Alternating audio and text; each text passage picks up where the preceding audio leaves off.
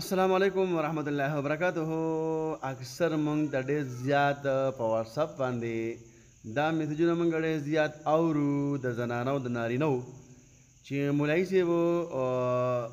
زمونږ سره په کور کې خپله بیبي هغه ډېره زیاتې کوي او جنګ جګړې کوي په وړه وړه خبره باندې هغه بس کله خبرې کورونه خبرې او روزانه دغه جنګ جګړې نو یې قال صاحب مونږ دپاره یو وظیفه وښیه نو مې راشه نور هم به داسې په دې معاشره کې زمونږ زندګي داسې جوړه شوې ده نن سبا د ښځو د خاوند په خپل منځ کې انتهایي جنګ جګړې په نن نو وړه وړه خبره باندې نو ملګرو ډېره اسانه وظیفه ده څوک چې زر پیرې یا ودودو یا ودودو یا ودودو څنګه جي زر پیرې یا ودودو یا ودودو یا ودودو څوک زر پیرې وایي او د روټۍ نه مخکې چې کله مونږ تاسو روټۍ ته کینو او هغه روټۍ باندې دم کو چوپې وکړو پوه شوئ که نه ملګرو مطلب دا دی چې کله مونږ تاسو روټۍ ته کینو که نه نو هغه روټۍ باندې زر پیرې په هغې ترکارۍ باندې یا په هغې روټۍ باندې دم کو